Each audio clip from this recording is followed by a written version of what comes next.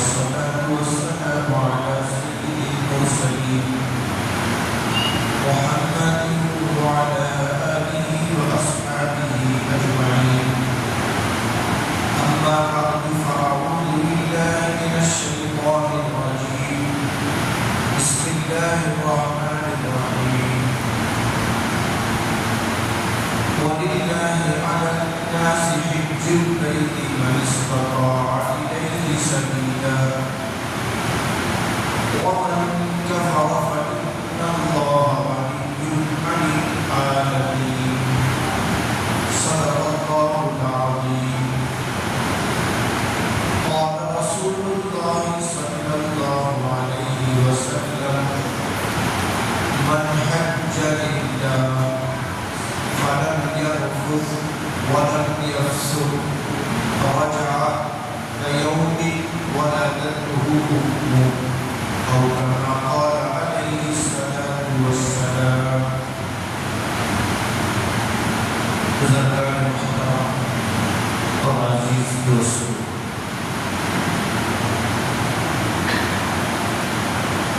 جیسے جیسے ذی الحج کا مہینہ قریب آتا جاتا ہے،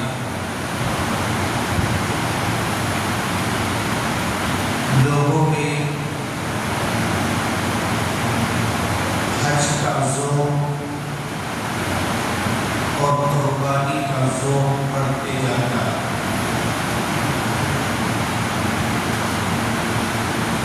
ذی الحج میں خوش نصیب بندے اپنا فریضہ حج ادا کرتے ہیں، تو دنیا بھر میں وہ دیندار لوگ جو قربانی سے محبت کرتے ہیں، قربانی کی سنت کو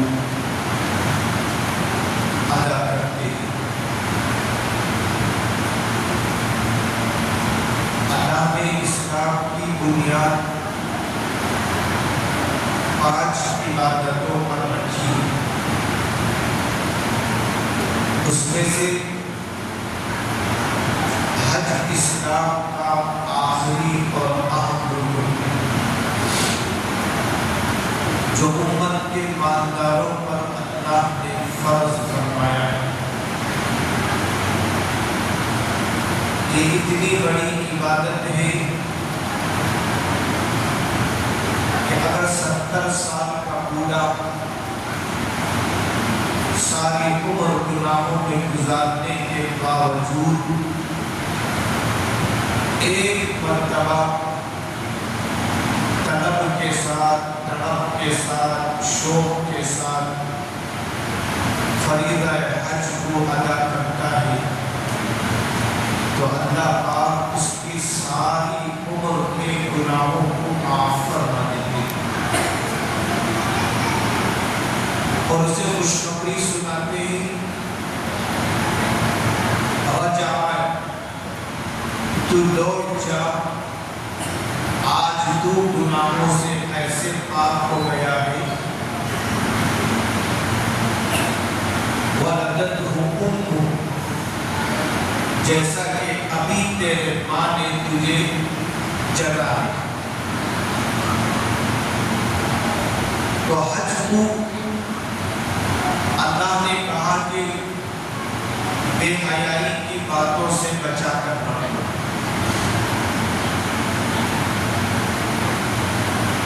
اور گناہوں کے کام سے اپنے آپ کو بچاؤ، وہاں جا کر کسی سے جھگڑا مت کرو، اس لیے کہ کبھی کبھی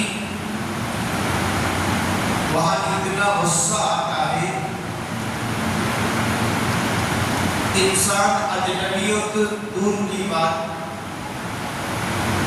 خود اپنے ماں اور بیوی کے ساتھ بھی لڑ بیٹھتا ہے،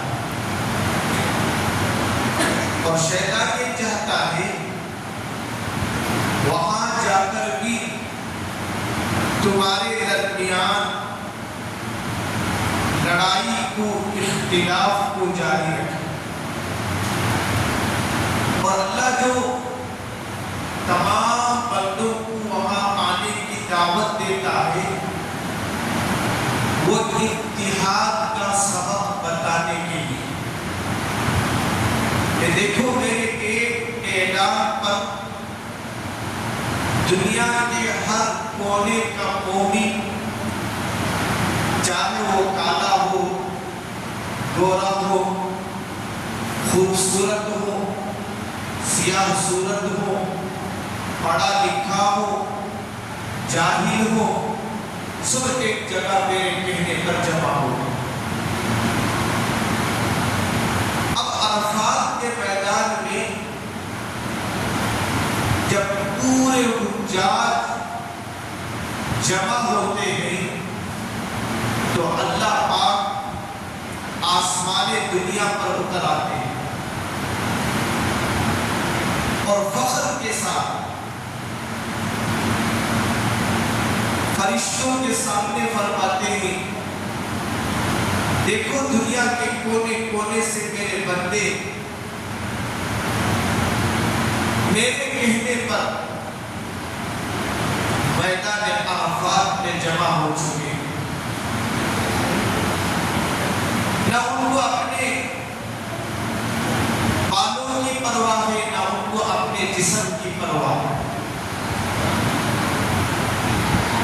وہ اس لیے عرفات میں جمع ہوئے ہیں کہ میں ان سے راضی ہو جاؤں، میں ان کی گناہوں کو معاف کر دوں، مغفرت کر دوں۔ اللہ فرشتوں کو گواہ بنا کر فرماتے ہیں دیکھو میرے جتنے حجاج عرفات کے میدان میں آج جمع ہوئے ہیں، چاہے ان کے گناہ سمندر کے جھاگ سے زیادہ ہو، زمین کے ذرات سے زیادہ ہو، بارش کے قطرات سے زیادہ ہو، میں ان حجاج کرام کے تمام گناہوں کو آج عرفے کے دن معاف کر دیتا ہوں۔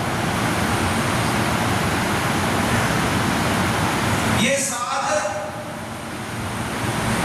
اس حاجی کو ملتی ہے جو عرفات کے میدان میں طلب کے ساتھ، تڑپ کے ساتھ دعا مانگتا ہے۔ آج امت کے ایک بڑے طبقے پر حج فرض ہے، لیکن لوگ غفلت میں پڑے ہوئے ہیں۔ حج کس پر فرض ہے؟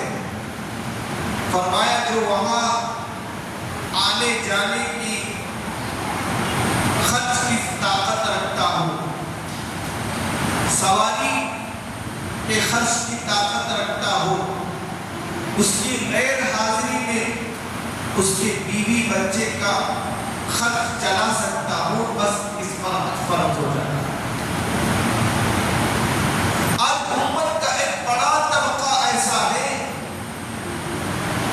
جس پر اللہ نے حج فرض فرما دیا۔ فرماتے ہیں کسی کے پاس اتنے روپے ہیں کہ یا تو گھر بنا سکتا ہے یا تو حج کر سکتا ہے۔ علماء فرماتے ہیں اس پر حج فرض ہے، اسے چاہیے کہ پہلے حج ادا کر لے، بعد میں اللہ اس کی برکت سے اس سے بہتر مکان اسے عطا فرمائے۔ کیونکہ اللہ کے نبی صلی اللہ علیہ وسلم نے فرمایا جو حج کرے گا اللہ تعالیٰ اس کی مال میں برکت عطا فرمائیں گے، اسے غنی اور مالدار بنائیں گے۔ شیخ الحدیث حضرت مولانا زکریا صاحب رحمۃ اللہ علیہ فرماتے ہیں میں نے ایسے بہت سے لوگوں کو دیکھا جن کے پاس بہت ساری دولت بھی ہے، جو سستی کی وجہ سے حج کو نہیں گئے، لیکن حاجی لوگ واپس بھی آ گئے ان کے کام اس وقت تک بھی پورا نہیں ہوئے، ان کی خواہش اس وقت تک بھی پورا نہیں ہوئی، لوگ حج کر کے واپس آ گئے۔ اللہ ہمارے حج کا محتاج نہیں ہے۔ وَمَنْ كَفَرَ فَإِنَّ اللَّهَ غَنِيٌّ عَنِ الْعَالَمِينَ، اللہ کی تو یہی جو حج کا انکار کرتا ہے، حج میں سستی کرتا ہے، فَإِنَّ اللَّهَ غَنِيٌّ، اللہ تمہارے عبادتوں سے بے نیاز ہے۔ بعض لوگ ایسے بھی ہوتے ہیں جن کے پاس ظاہری اعتبار سے اتنا مال نہیں ہوتا، اتنی دولت نہیں ہوتی، لیکن ان کا شوق اور ذوق ایسا ہوتا ہے اللہ انہیں وہاں تک پہنچنے کے اسباب پیدا فرما دیتا ہے۔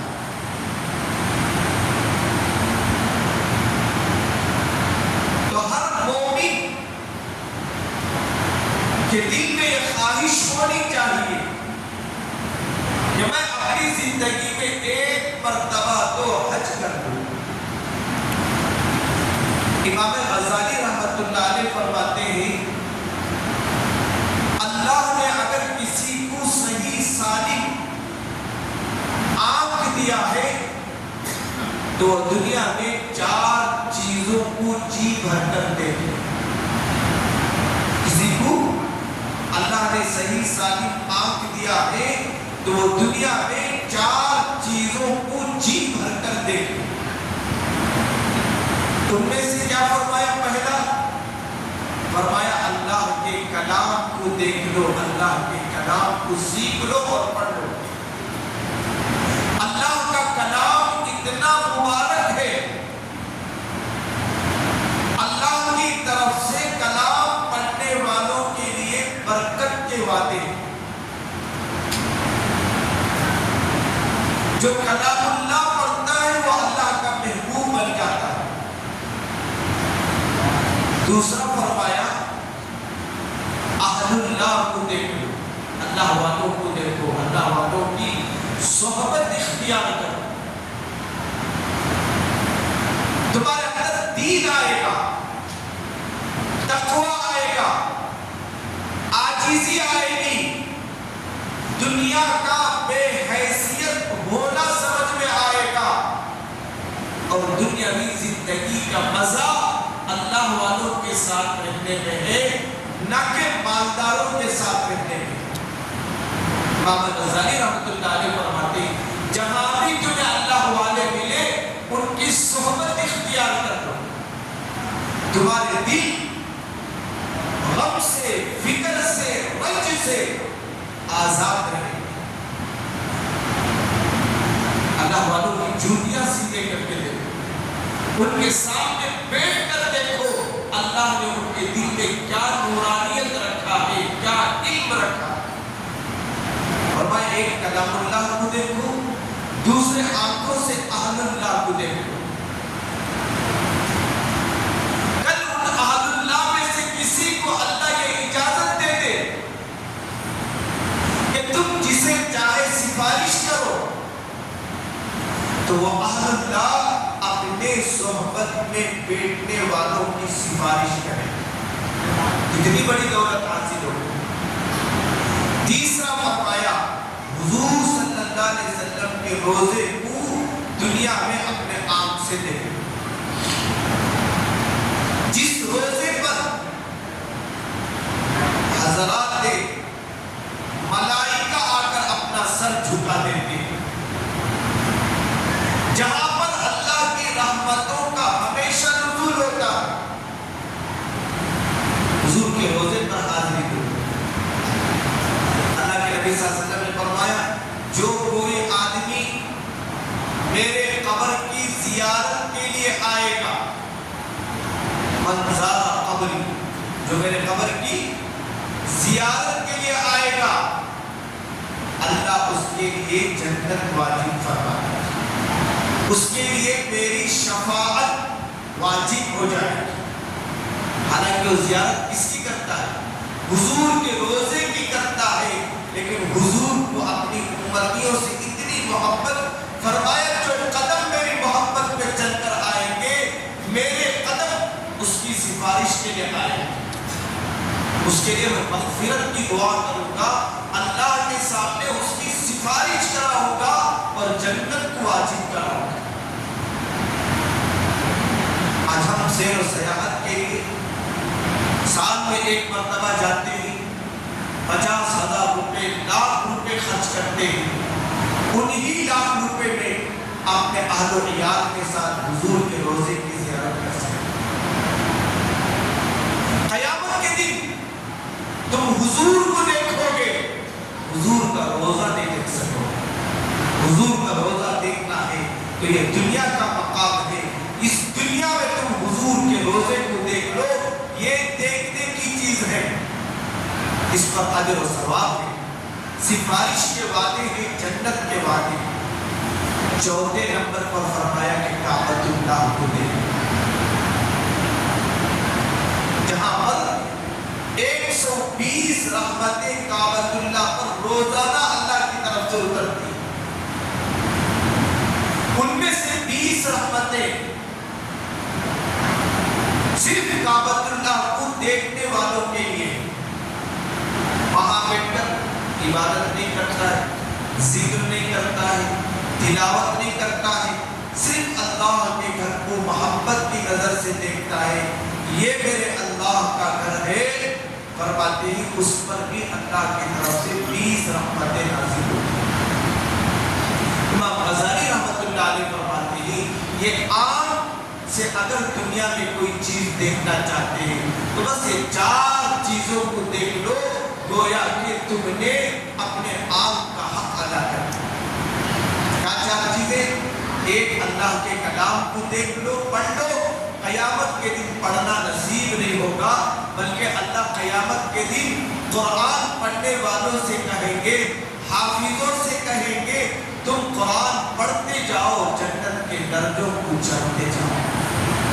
جو قرآن سے محبت کرے گا، قرآن کی تلاوت کرے گا، قرآن کو دیکھے گا، اس کا پورا پورا بدلہ کل قیامت کے دن اللہ پاک عطا فرمائے۔ دوسرا، نیک لوگوں کی صحبت اختیار کرو۔ تیسرا، حضور کے روزے کو دیکھو۔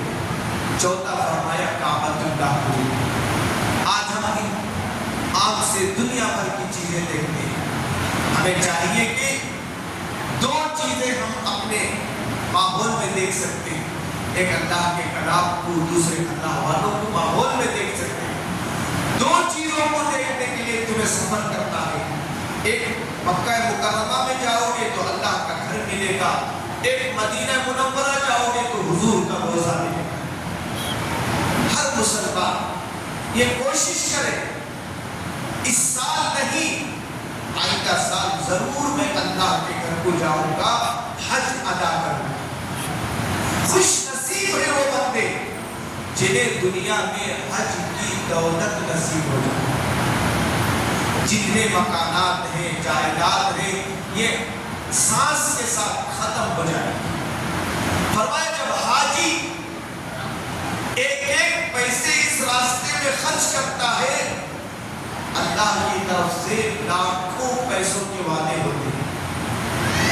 فرمایا اس کی برکت دنیا میں بھی ملتی ہے، آخرت میں بھی ملتی ہے۔ جیسا کہ بارہا ہم سنتے ہیں، حاجی حج کرنے کے بعد کبھی غریب نہیں ہوتا، یہ حج کی برکت ہے، اللہ اسے مالدار کرتے ہیں۔ حج کے آنے کے بعد جو ضرورتیں ہوتی ہیں اللہ اسے پوری کرتے ہیں۔ چاہیے امت کے بڑے طبقے پر حج کو لازم کریں، حج کی خواہش کریں، ابھی سے اللہ سے مانگے، حاجیوں کو محبت سے دیکھیں، حاجیوں کے ساتھ ملاقات کریں تو ان سے ایک ہی درخواست کرو، بھائی ہماری حاضری کے لیے بھی دعا کرو، اور کوئی چیز کا ان سے مطالبہ نہ کرو۔ ساری چیزیں آج اللہ نے مٹھی میں کر دی ہے، آن لائن کا زمانہ ہے، یہاں زمزم بھی آپ کو مل جاتا ہے، مدینے کا کھجور بھی یہاں مل جاتا ہے۔ خوش نصیبی یہ ہے وہاں کی حاضری نصیب ہو جائے۔ آن لائن کا زمانہ، آپ پیور زمزم چاہتے ہیں سبحانہ باڑی میں موجود ہے، پیور کھجور چاہتے ہیں مدینہ منورہ کا، سبحانہ باڑی میں موجود ہے، کوئی چیز ایسی نہیں، لیکن وہاں پہنچنا اللہ کے گھر کو دیکھنا، نبی کے روزے کو دیکھنا کتنی بڑی سعادت ہے۔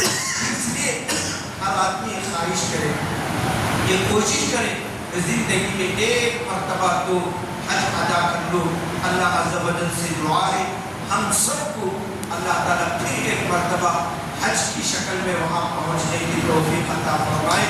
دنیا بھر سے جتنے لوگ حج کو جا رہے ہیں اللہ تعالیٰ ان کے حج کو قبول فرمائے، ان کے آسانیاں پیدا فرمائے۔ وآخر دعوانا الحمدللہ رب العالمین۔